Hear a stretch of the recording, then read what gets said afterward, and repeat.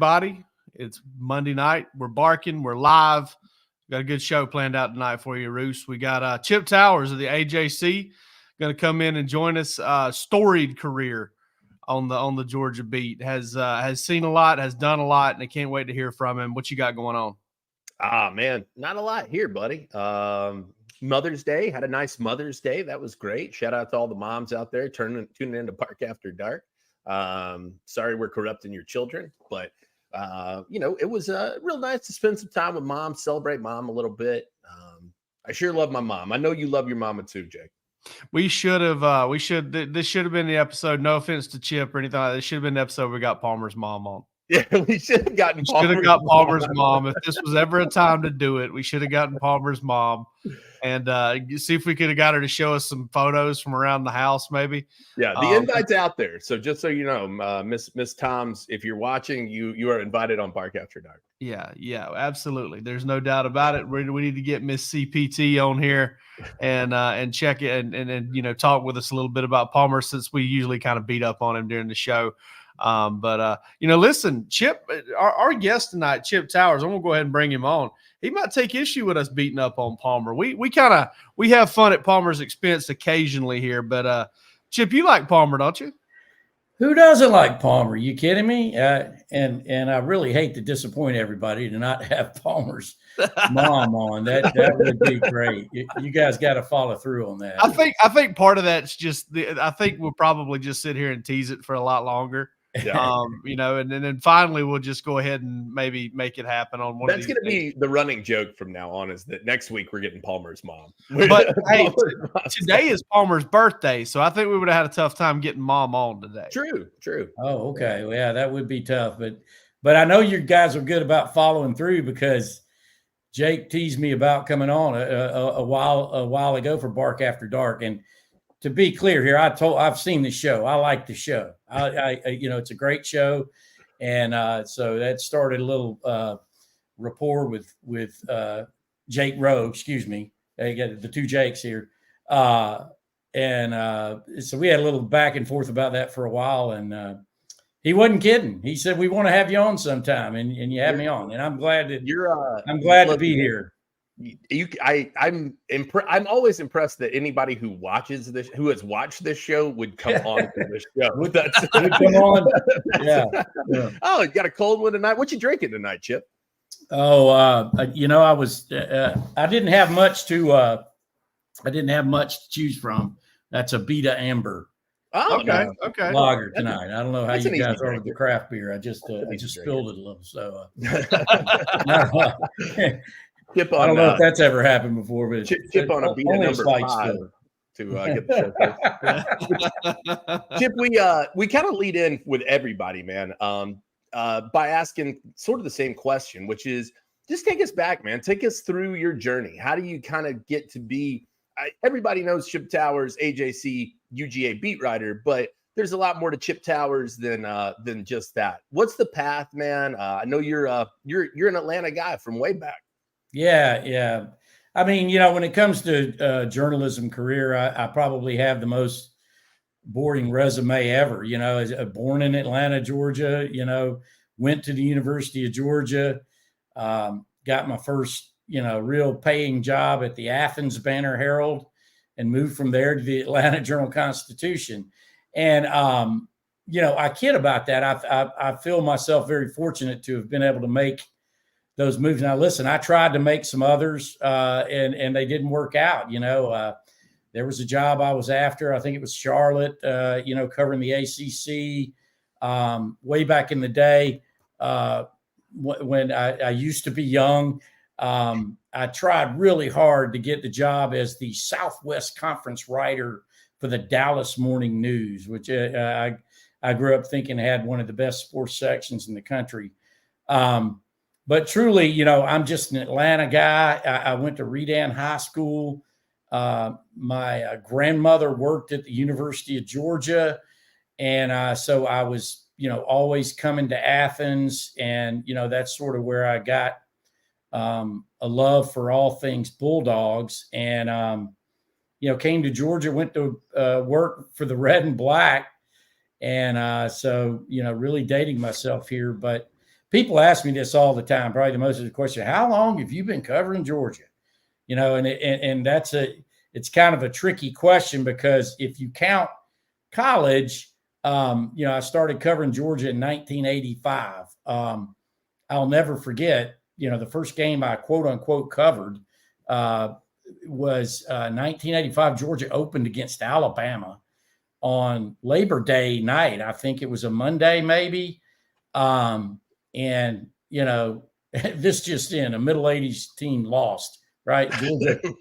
Georgia lost to Alabama, but it was so exciting. There'll be people in your readership for sure who remember this, but Georgia blocks a punt late in the game in the final 5 minutes, because I was, you know how Claude and them, you take you down to 5 minutes left the game. I'm standing on the sideline. It's my first time on the sideline. I'm so excited, you know, about everything. Georgia's getting ready to lose to Alabama. And then Terry Webster blocks a punt, scoops it up for the touchdown, and it's a minute and change left. And guys, I'm not kidding. The hair on the back of my neck.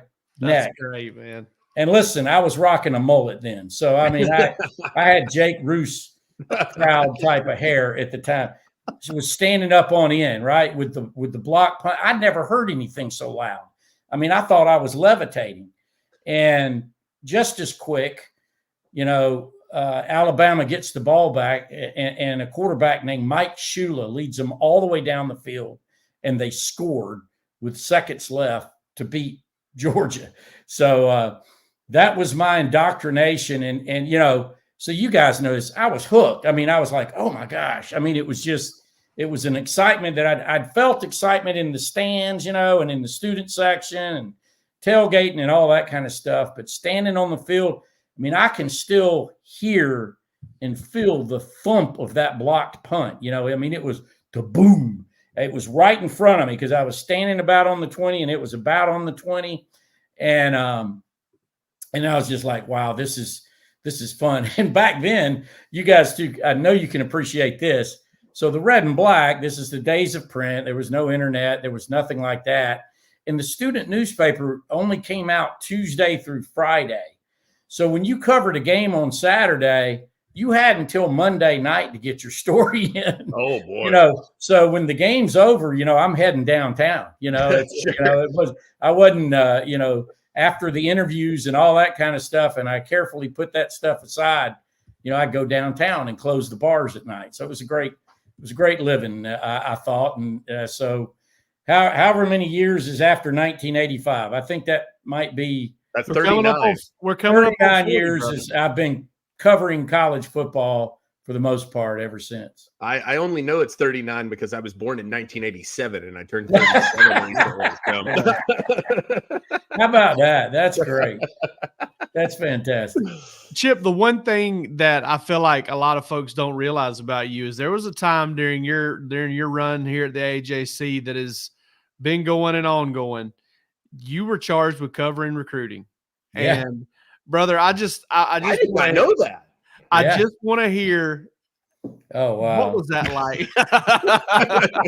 Well, let me think. We've talked about this on the golf course before, and, Yeah. and it's I knew what kind of response I was going to get. I just wanted to get Chip to talk about it because it's really good. And I miss playing golf with you, Jay. Yeah, me too, buddy. You moved over there to the other place, and it's like you I didn't realize you were moving to Mars. Yeah.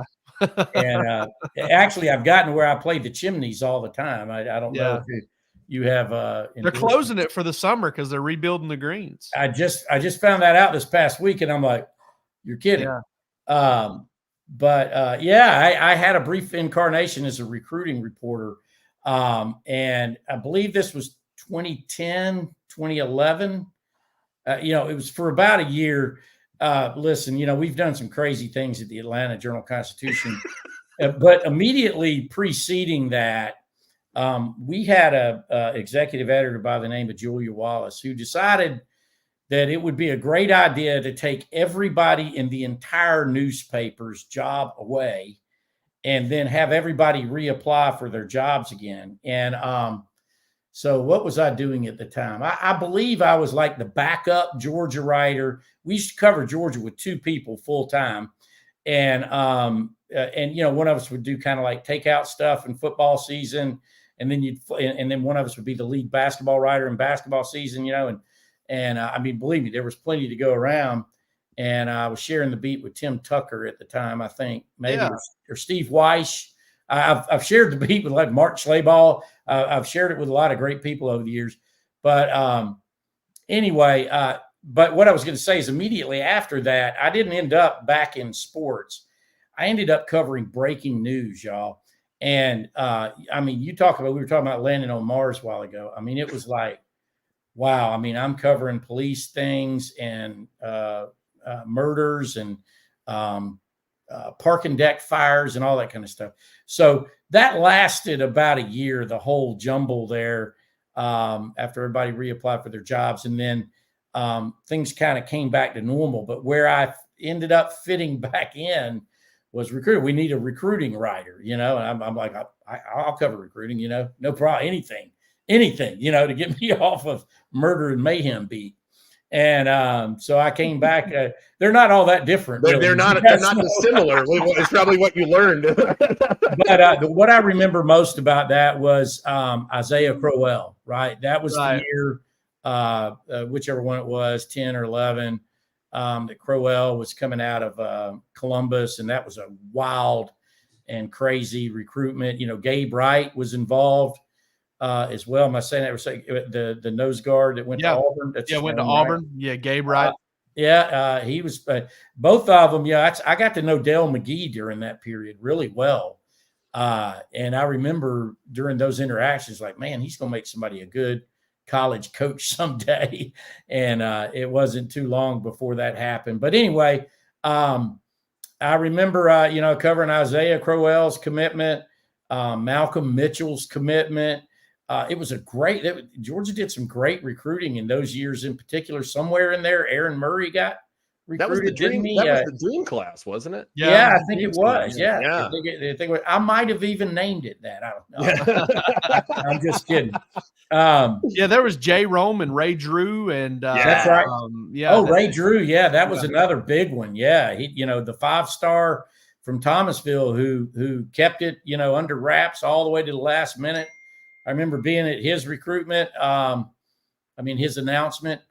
So that was a crazy time. Yeah. And then pretty shortly after that, I gave way to Michael Carvel on that beat. And I went back to covering Georgia. And I can't remember who left and who stayed and all that kind of stuff. But, it's kind of always been the thing at the AJC since I first got there. I left the Banner Herald in, I covered the Olympics in 96. So I left the Banner Herald in 97. And at the time, I thought I was going to go down. They would hire me to cover Georgia, off the Banner, because I felt like I was the expert on Georgia at that time. But they gave me a job in you remember old neighborhood dailies out there. I was the Gwinnett sports editor.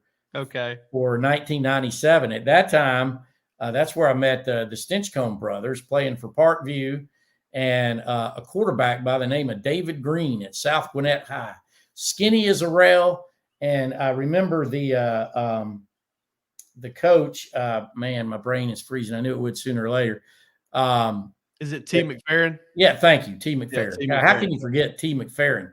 But I went over there. I was going around and meeting everybody that first summer, meeting all the coaches, and it's during the summer. It's before the season started, and T. McFerrin tells me, hey, I want you to meet somebody over here. And it was David Green, skinny as a rail, a left-hander, and he said, you're going to be hearing about him now. And sure enough, he was a heck of a player. They also had some dude named David Pollock at Shiloh. Yeah. It was a cool year, but all of that to say I didn't come right in and cover Georgia. I did that for a year. I covered high schools. I was the state high school writer, which was a cool job at the time. So you go around and do the story. Like I went down to Valdosta. I went to different Wintersville and different places like that to write little takeout stories. And then anyway, eventually I got myself back onto Georgia, but it took a minute. Damn. Hey, I don't know if you've heard this story or not, but the year after that is when I started. You know, the 2011 classes. The next class was the first full class that I covered. Oh, okay. And you know, Josh Harvey Clemens is down at Lowndes, not at Valdosta, but they had that steakhouse where Malcolm Mitchell made his announcement. Well, Josh Harvey Clemens, right? He goes to the same one. He's got a big announcement the night before signing day. We all knew he was deciding on ESPN the next day, but something wasn't right. Something didn't feel right. So we decided, hey, we're going to get a stringer. So we hire a guy, I believe it was Ed Hooper from down. He worked at Valdosta at the time. I believe Ed's out of the business now. Maybe he's a fireman or something like that. So we hire a stringer, and, you know, everything goes on that night. And later on that night, we learned that 3 of us team sites had hired the same stringer to cover that, to cover the one announcement. Oh, that's fantastic. Yeah. Yeah, that was great. That's one of my best stories of all time right there. And it happened in my very first year. Well, that plus the fact that Woodrow took the paperwork and ran with it the next day. So that was a hectic first national signing day for your boy over here. I remember it was a crazy time. I remember Malcolm Mitchell and that steakhouse in Valdosta. What's that little town that's Lake Park? No, is it Renner or Hayhira? No. Never mind. Doesn't matter. Okay. That little pocket of Valdosta. Remerton. Thank you. Remerton. Yeah. Is actually where it was. When you said pocket, it kind of brought it home for me. I remember seeing, I know we'll get into this at some point, but, you know, I'm an objective journalist. I'm a trained journalist, and I just, the recruiting game was all new to me, you know, just the game of it. Okay. And so Mike Bobo and John Lilly were there that night at Malcolm Mitchell's announcement. And I'll be dang, I didn't know whether they should be or shouldn't be there. You know, I didn't know if they were supposed to be there because the rules were really tight back in the day. And I assume it was okay for them to be there.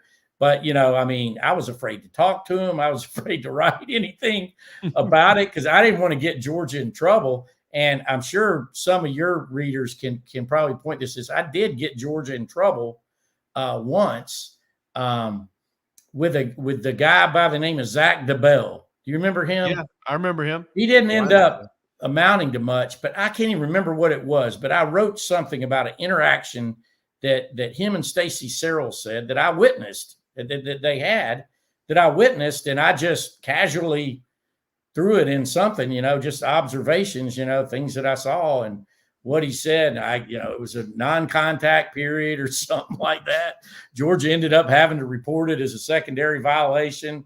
Everybody got mad at me, you know, and I was like, I don't know, you know. Yeah, the one and only time that Brian McClendon has ever contacted me was to tell me that I should not mention that he had swung by and talked to Elijah Holyfield over at Woodward at the time. He never responded to a text I sent him after that, never took a call. He just called to be like, hey, take that out of that story, please. Yeah. Oh, it's funny how you'll hear from him on stuff like that. Oh, right? Yeah. Listen, if you're a recruiting reporter and you've been out, you've beaten the bricks and you've been out visiting high schools and you've been out kind of hustling, you've got enough to get several programs in trouble. I'm not going to sit here and name names because it doesn't matter now. But man, it doesn't matter today. Clemson's coaches pulling Montravius Adams off to the side and spending 2 hours with him, you know, during the evaluation period. You know, it's just you see stuff all the time that could get somebody into something. No sooner than maybe exactly a year ago, possibly somewhere in the area. So, it just happens. It's just stuff that just weird stuff happens. And ultimately you try to use your better judgment. And I don't know, but sometimes it makes me feel like, hey, you know, just kind of thumb your nose at the NCAA a little bit for your weird rules. And I kind of appreciate that they've sort of like, I don't know, to some degree, they were like, look, we can't legislate this. This is impossible. Like, let's just do it, man. For God's sakes, what are we trying to do here? So, they were kind of ridiculous. And I agree 100%. And, you know, I mean, y'all didn't ask me this, and we'll go wherever this talk takes us. But, you know, it's like at the age of NIL. I get asked a lot about that, you know, the age of the NIL and transfer portal. And, I've been around long enough, again, going all the way to the early 1980s, when I first darkened the door of the University of Georgia. And, this stuff has been going on for generations. I remember old Bill Hartman, now senior, the one going way back, who was the kicking coach, and with Kevin Butler, talking about, all the stuff they did, in his Southern drawl, talking about, well, they'd pick you up hill in the corner and they'd take you down to Atlanta, and all the stuff they did for the Georgia boys, and, they've been doing it for the Georgia boys and the Auburn kids and the Florida Gators, for as long as college football has been around. I am loving this. I am loving this. Now it's just because most people, when they try to do what you're doing right now, they sound like Foghorn Leghorn, and you do not. You're doing a great job. Do you do a Buck Bellew too? I don't, but Buck does a pretty good, Southern gentleman in his own right. It's really spot on though. I'm a lot of people try to do it, and it's like I say song. but you, man, you're nailing it. You kind of sound like Coach Andy a lot. So here's the thing. This is the thing you're proud about being old, and because I did not hang out with, but it was such a different time. I did get a lot of FaceTime with, Vince Dooley and Dan McGill and Bill Hartman and Squab Jones way back in the day, and all these people. It's an interesting time at the University of Georgia. In fact, if you think about it, that it's kind of cycling out now, right? Manny Diaz just retired. Jack Bowerly retired before him. Chris Hack is still coaching for the moment. It's not trying to run you off, Coach Hack, but it's the natural evolution of things. And I do go far enough back, Claude Felton. I have yet to meet anybody who doesn't think the world of Claude Felton. And so I really take a lot of pride in having known those people personally, having been dressed down by Vince Dooley in person, on more than one occasion for one thing or another. But that's who I was looking up to at the time. And those were the people who had kind of showed me the ropes, showed me how to do what I was doing back in the day. And it's much different nowadays, but some things don't change. Well, that's what I was going to ask you, Chip. You mentioned, the difference, and, it's been almost 40 years you've been doing this. I mean, we don't, this is a pretty unserious show for the most part, but I'm just curious, man, like, does it kind of blow your mind to see where it is now compared to where it was? Like, all of it, Georgia included, but college football in general? Well, first off, as for the Georgia football program, it's been incredible to see them finally break through. I was sure back when Mark Richt came on board, I was for sure they were going to get it done then. And, if you think about it, this is old argument, but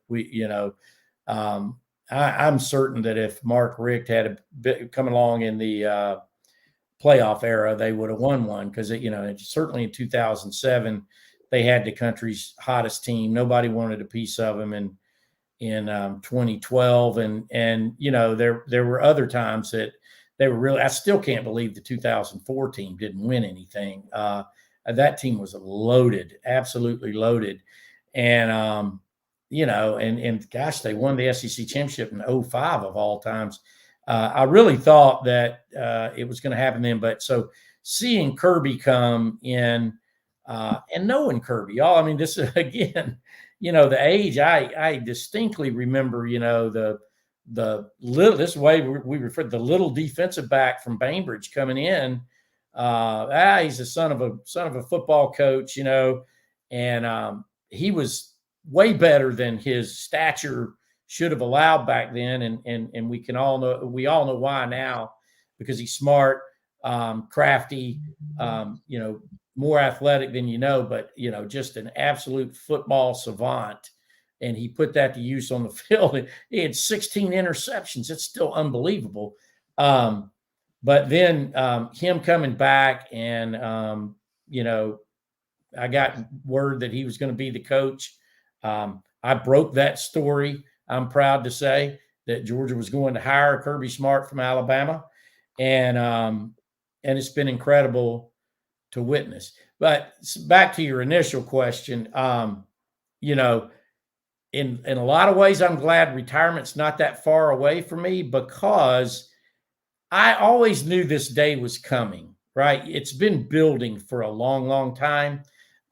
You really, when you go back to the original lawsuit on the name, image, and likeness lawsuit, you knew that's not going to go well for the NCAA and the courts. And then the question was, what's going to happen once it gets through the courts? It took a long, long time. Then the Supreme Court did what it did. And now we are where we are. And so my mind boggles at how quickly everything else has happened, right? And right now, look, y'all, we are staring straight down the barrel. Excuse me. I'm staring down the bottle. They're still staring down the barrel of a super conference, I think. I mean, I think it's the only way that you're going to be able to get, NIL. You can't have unchecked free agency. This has been proven in every professional market. You can't have unchecked free agency. It doesn't work. The model will collapse. It won't work that way. So, and you're not going to get these conferences to agree on anything. So I think it's going to take a new conference, a super conference, if you will. I don't know what form it's going to take, but it's just a matter of time. It's just a matter of time. They've got to get a handle on unchecked free agency and unlimited NIL. It just like they have in all the other professional sports. And I'll be glad that when all that happens, I'll probably be heading out the door. Hey, man, it's been fun. I enjoyed the cheerleaders and band stuff, but you guys go on with this semi-pro or college pro or whatever it's going to end up looking like. Yeah, they've got to get that free agency thing figured out more than anything else, because that adds so much stress to the sport just in general. Chip, we turn everybody loose. We let them go with the same two questions every time. And I don't know if you've watched and heard mine, but mine is pretty simple. 50, 60, 70 years down the road, when it's your time to move on to the afterlife, when it's your time to go meet the good Lord or whatever, you get a chance to plan your own funeral. You get a chance to see who eulogizes you, who sings for you, who speaks at your funeral, who delivers the message, who sings. Pick one person, dead or alive. Who is that person? Well, it's probably Marshall Tucker. Okay. What's that old song? Fly, Eagle, Fly. I think it is. That's pretty old school and Southern, but I would say that would probably be it. What's the other part of that question? No, that was it. No, I must not have stayed on this late the other times I've watched it. I didn't see that one coming. I'd tune us out after the first 5 minutes. But hey, if you're watching, please, or listening, please just watch us for 5 or 6 minutes. That works. Get a view for it. Get a view. Yeah, you got to get the views first. Yeah. Marshall Tucker, that's a good. Yeah, choice. I like it. I mean, I don't know what you listen to, but I don't know that I would have come to Southern rock right off the bat. Yeah, I'm a Southern rock guy. I grew up in the 70s and 80s, and that disco stuff was coming on, and I was the guy with the long-haired mullet, burning the disco records and listening to Southern rock and roll. I mean, Molly Hatchet. Black Crows, God, I want to go to a Molly Hatchet show with Chip Towers, dude. Oh yeah. I'd like to go to I know it's not necessarily Southern rock, but I got into some Hall & Oates this past weekend, and I mean, unbelievable. Yeah, man. Not exactly. You can rely on the old man's money. I mean, yeah, that's the other end of the spectrum. Oh, so Chip, so good. Chip, my question is, you're a man of journalism. You've traveled a lot over the course of your career. I always ask everybody, what is the worst hotel room that you've ever stayed in? Oh my goodness gracious. Well, I'd probably have to go to that first year with the red and black. So my first game I told you was Alabama on Labor Day night. Later that year, my first road trip was to Jacksonville for the Georgia-Florida game. And if you remember 1985, that was an all-timer. Yeah. Number one, Florida goes down to unranked Georgia 24-3. Tim Worley with 2 80-yard plus touchdowns. Keith Henderson had an 80-something yard touch. It was a crazy, crazy day. But a guy named Harry Montevideo was the managing editor / publisher of the Red and Black. And this guy was so cheap, he could make a penny scream. And so I think there might have been 6 of us in a hotel room right next to the old Gator Bowl. And it was a motel for sure. And I mean, you didn't get near that pool. I mean, I can tell you. And you didn't want to lay on that floor, and I slept on that floor that night. But I can't remember the name of it. I'm pretty certain it's not there anymore. I believe that. We get the motel is perhaps the most popular answer. We get to that. Anybody who stayed with the door that opens to the outside, that's not normal. Another you're taking me down memory lane here. Another wild trip that I made was a year later. I went to cover the Auburn game and in 1986, and we stayed in the Holiday Inn in Columbus. LaGrange, the LaGrange Holiday Inn, and that wasn't exactly luxury accommodations there, though not bad. But the memory on that was the Between the Hoses game, right? Yeah, and all kinds of crazy stuff happened that night, but one of the girls who made the trip with us actually got hit in the head with a liquor bottle being thrown down from the crowd, from the Auburn crowd after that game where the Georgia fans had rushed the field. And it was so cold. And I got wet with them spraying the field with those fire hoses or whatever hoses the Between the Hoses game in 1986 reminds me of the LaGrange Holiday Inn. I bet I'm going to go out on a limb and say that I bet the LaGrange Holiday Inn is still not very nice. I may have to stay there next time Georgia plays Auburn just for old time's sake. That's right. I bet it's exactly the same. Yeah. Hey, dude, we appreciate you coming on, man. This was a lot of fun, and we'll have to do it again down the road. All right, let's do it anytime. All right, buddy. Hey, appreciate you, buddy. Thank you, Chip. Man, that was fun. That was a good time. Man. Chip's had some good stories. I knew he would, man. Yeah. I mean, he's gonna be like what do they call it? Emeritus. He's gonna have like emeritus status as the beat writer. Like he's gonna be he just gets to hang around forever.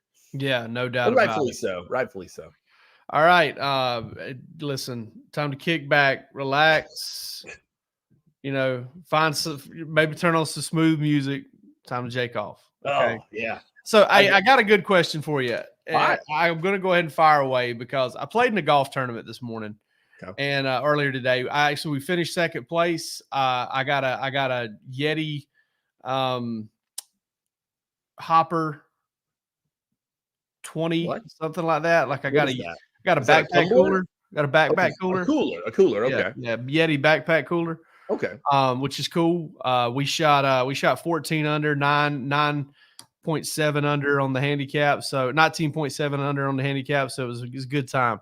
But I got to thinking about it, outside of a video game, which I don't think you play very much anymore. Our NBA Jam game days are over and NCAA days are over for the most part. When's the last time you got the competitive juices flowing in a physical manner and the outward expression? When's the last time you competed? Oh God. As our man Dean Legge would say, compete. Compete. Compete. That's a really good question, Jake. I mean, you know me. I'm not a very aggressive person. I'm not a hyper competitive person. I kind of just like to do my own thing. I like to chill out. Other than when it's time to slap a lady around, sometimes you will. I'm just joking. Totally joking. What the hell? Where did that go? Park After Dark. It brings it out in me. No, I don't know, man. I mean, I get competitive. I could probably tell you it's been a year. I think it's been a year or two now. But we had this camp out with some friends up here in the mountains, and we played we bought one of those like foam bats with the foam ball. Oh yeah. And we were just kind of out on my buddy's property. We threw down some like I think it was like a 12-pack box was one of the bases and stuff. And we played the shit out of some baseball. Yeah. And people were going hard. We'd had some drinks. And so we were, sliding and running through the catcher. And we were, really just kind of getting full contact with it. But that definitely jumps out as probably one of the most recent times. And the thing, like the other thing about that is too, I love baseball. I love to play baseball. It's probably my favorite sport to play. And so that one really kind of got the juices flowing for me for sure. Yeah, it couldn't be more polar opposite here. Obviously I play golf, but can be very aggressive, can be very competitive. First time I ever took my now wife home for Thanksgiving as my girlfriend, my brother and I got into a fist fight. So, playing and listen, after starting out 0 for 788 against my brother, I got his shirt over his head and I put one on the board. Yeah, nice. But we haven't fought since. So what was that about?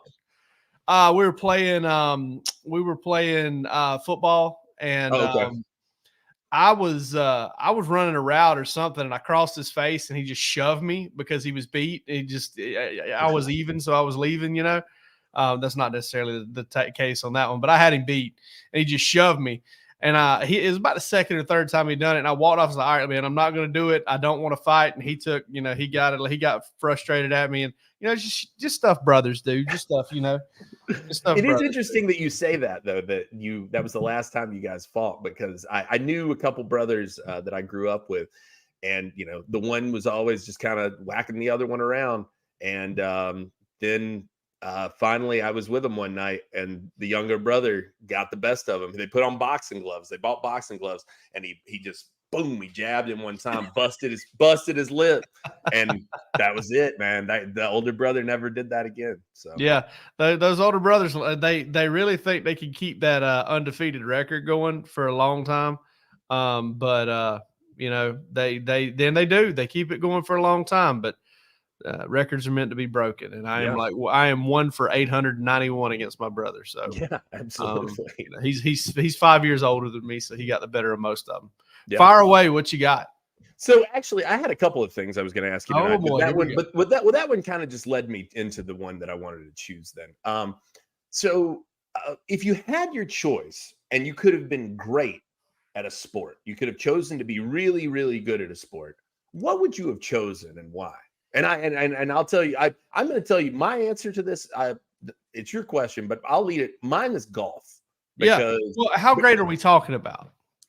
I think this is very important. Let's assume that you could have, I don't know. Let's assume that you could have gone professional in it, but you wouldn't have become a Hall of Famer. Maybe you could have had a 3-year career professionally. Yeah, golf's the no-brainer because it's a lot easier on the body than a lot of other these sports. You travel the world, you get to see so many different things. You can make really good money by playing well. Golf would probably be the sport, honestly. If you'd have said just like super ultra elite best in the world, I would have probably still said golf. The only other one that would challenge for that would be baseball. Honestly though, none of them would be football. Like, Really? I loved playing football. Football would, I would honestly choose basketball over football because I do love playing basketball. I've always loved the sport.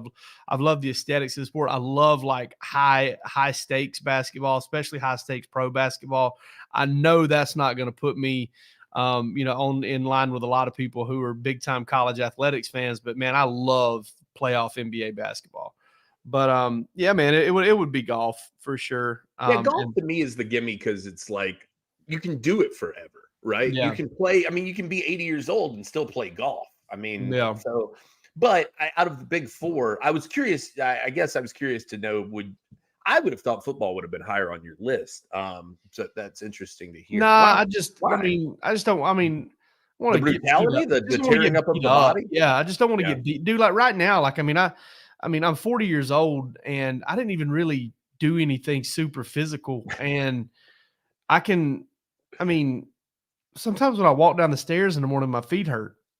Sure. Like my knees hurt. I can't imagine if I'd have played golf how I'd feel. Sure. I mean, not golf, football. Football, sure. Yeah. No, I get that. I mean, it is. I feel for, there's a lot of guys out there who are giving up a lot of their body. Yeah. Yeah. Shout out to DGD What do you podcast. think you are? I am. Yeah, that's one of my favorite quotes of all time. I remember when that happened, and I was like, wasn't my man getting heckled by a child?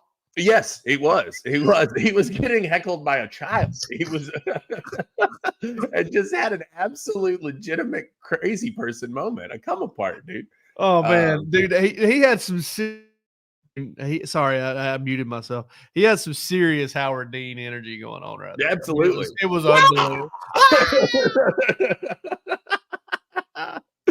Oh my god, one of the greatest moments in the history of the America. Sure. Oh, sure. No, golf's the choice. I think so as well. I'm going to throw you another quick one too. Like I said, I had a couple tonight. Salad dressing of choice. Oh, blue cheese. No. Thousand Island. Thousand Island. I did not know that. You had to know this. I'm offended that you didn't. You and I haven't eaten a lot of salad together. We're not as good of friends as I thought we were. We have not eaten a lot of salad together, buddy. Dude, Thousand Island dressing. 100. Okay, I'm about to draw a parallel for you here real quick. For a little inside joke here. Thousand Island dressing means as much to me as sour cream. Okay. Yeah. All right. Okay. Means every bit as much to me as sour cream does. I got you. DGD says, mind if I ask, favorite pizza style? You know what's grown on me? Detroit style pizza Detroit has is really good, grown on me, man. Detroit is good. I'm still do a video I saw of a guy making a Detroit style pizza. Yeah, it was super easy to pull off. I'm gonna do it soon. DGD, I'll be honest with you, buddy. I don't know that I could pick one. Like, there's some thin crusts I love. There's some pan pizza I love. Like some original crust type stuff. I love a good deep dish. Oh, that's it for me. It's the deep dish. Now there's an argument to be made that that's not even really pizza. I mean, you could consider that casserole to some degree. Lasagna. Yeah, right. Lasagna. Sure, it's like lasagna. But lasagna pizziola. Dang, do I love a deep dish pizza? Oh yeah, it's unbelievable. If you can get you get the thin crust. You get the thin crust with a real crackery crust, the crunchy. Whoo, that's tasty too. It is hard though. You take a guy's trip up to New York. It is hard. Your folded slice, get a really good slice. It's hard to beat that. It is hard to beat that. I had largely not eaten a lot of pizza this year. On purpose. Yeah, me neither. And within the last month, I have started eating pizza a lot again. And I'll probably regret doing that. But it just hits every single time, man. It just delivers, dude. Brother, the other day I went and picked up mellow mushroom for the family. I told you about this. Yeah. You said you had to mortgage your future, but yeah. First of all, mellow mushroom's too expensive. Okay, this is way too expensive. But I housed a whole medium pizza on the way home. What did you have? What was on that pizza? Pepperoni mushroom.